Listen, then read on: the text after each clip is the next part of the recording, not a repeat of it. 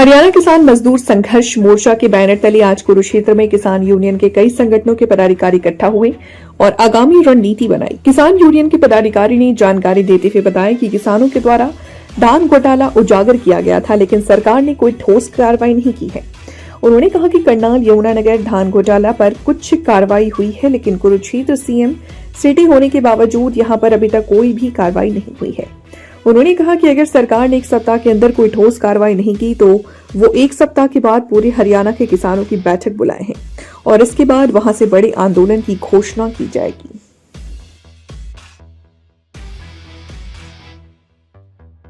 कहेंगे आज संयुक्त किसान मोर्चा की बैठक जो है कुरुक्षेत्र में लगी, क्या कुछ मुद्दे हैं? सबसे पहले तो प्रेस वाले साथियों का बहुत बहुत धन्यवाद। आज जो हमारी मीटिंग है हरियाणा किसान मजदूर संघर्ष मोर्चा के जो लीडर साहबानों ने यहाँ पर मीटिंग की है।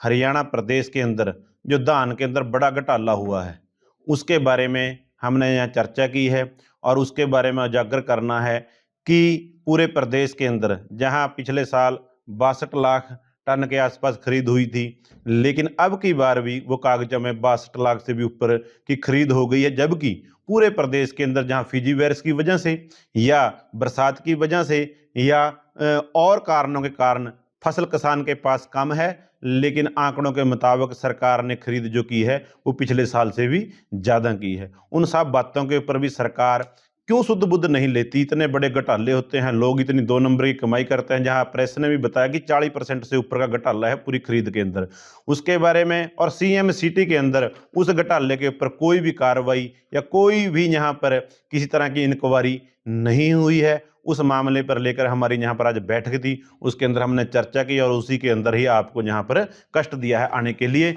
सो मैं कहूँगा ये हमारे साथी हैं अमृत बुग्गा जी करनाल से हैं, सर छोटू राम से, संजीव जी अपना कुरुक्षेत्र से हैं, बीके शहीद भगत सिंह के जनरल सेक्रेटरी हैं, अपना प्रिंस वड़ैच जी हैं पेवा से, भारतीय किसान यूनियन पेवा से, संजू लंबड़दार जी हैं बीके शहीद भगत सिंह के जिला प्रधान हैं कुरुक्षेत्र के, और साथियों ने मीटिंग की है और उसके बारे में आपको जानकारी पहले प्रिंस वड़ैच जी देंगे। अमरजीत जी, ये फैसला क्या लेंगे, अगला कदम क्या होगा? हाँ, अगला हमारा जो आज यहाँ पर हमने मीटिंग की है, हमारी मीटिंग कैथल में भी हुई थी।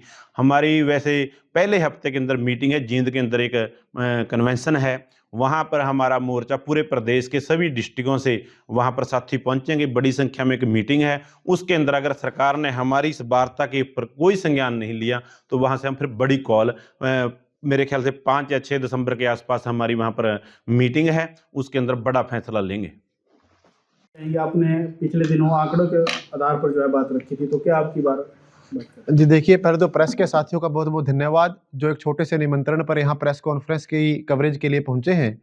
जैसा कि मोदी साहब ने बताया कि हरियाणा में प्रदेश स्तर पर एक बहुत बड़ा धान का घोटाला हुआ है, उसी कड़ी में आज यहाँ चर्चा की गई थी और चर्चा में हमने ये निष्कर्ष निकाला है कि करनाल यमुनानगर के अंदर तो फिर भी कहीं छिटपुट जांच हुई है, कोई कार्रवाई सरकार और प्रशासन कर रहा है, लेकिन कुरुक्षेत्र के अंदर सीएम सिटी होने के बावजूद, जहां सीएम सिटी होने के कारण लोगों को न्याय की ज्यादा उम्मीद थी या होती भी है कि प्रदेश का मुखिया उस जिले से है, उसका गृह जिला है, वहां पर बिल्कुल सन्नाटा है, चुप्पी है, घोटाले पर कोई कार्रवाई अभी तक नहीं हुई है। मैं आंकड़ों के साथ बात आपके बीच रखना चाहूंगा।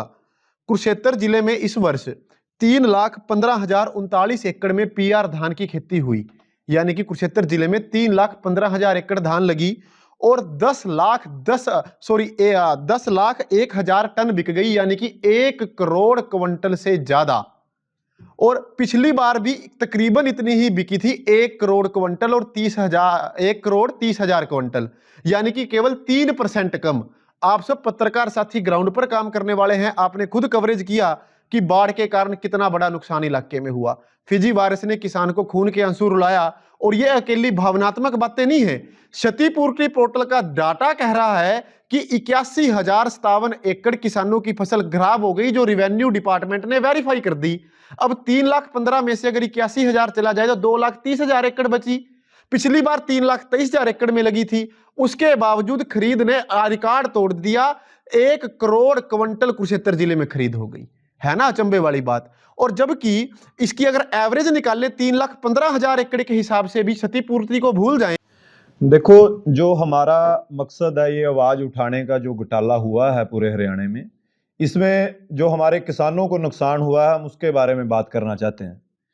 अब की बार जो किसान की फसल बिकी वो एक भी किसान को एमएसपी नहीं मिला।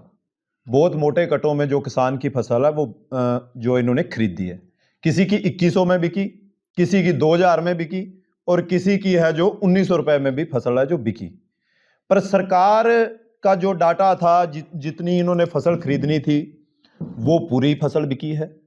ये जो घोटाले के कारण सबसे ज्यादा जो नुकसान हुआ वो किसान को हुआ है। सरकार तो कहती है कि हमने तो एमएसपी पर फसल खरीदी है, पीछे हमारे कृषि मंत्री ने भी ये बयान दिया, मुख्यमंत्री जी भी कहते हैं, किसान कहता है हमें एमएसपी मिली नहीं।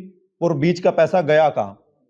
बीच का पैसा ये घोटाला जो करने वाले अधिकारी थे या कुछ सरकार के जो विधायक इनके वकील बन के इनकी सिफारिश करने भी गए थे कुछ करनाल से, उनका गड़बड़ आ गया।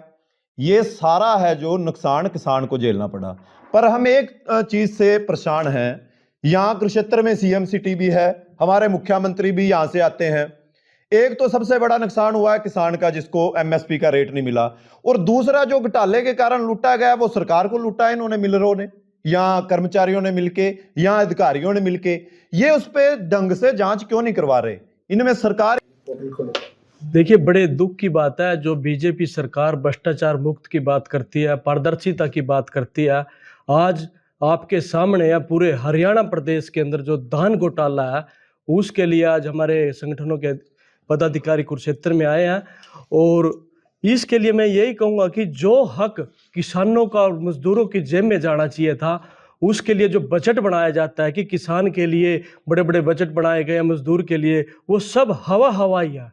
जो हक किसानों को मिलना चाहिए था, मजदूरों को मिलना चाहिए था, उनकी जेब पे डाका डाला जा रहा है। उसके लिए जो सेलर वाले हैं, जो आड़ती हैं, मिलकर पोर्टल कराते हैं। जिस गांव में किसी सेलर वाले की आड़ती के द्वारा वो गांव में उसके पास जमीन भी नहीं होती, वो ठेकेदार भी नहीं होता, फिर वो गांव में किस तरह से पोर्टल करा लिया जाता है? तो हमने बार बार डीसी से अपील किया कि उनके खिलाफ कार्रवाई होनी चाहिए, उनके खिलाफ एफआईआर दर्ज होनी चाहिए। पर कोई डीसी, कोई एसडीएम, कोई सेक्रेटरी उन पूंजीपतियों के खिलाफ कोई कार्रवाई नहीं करता।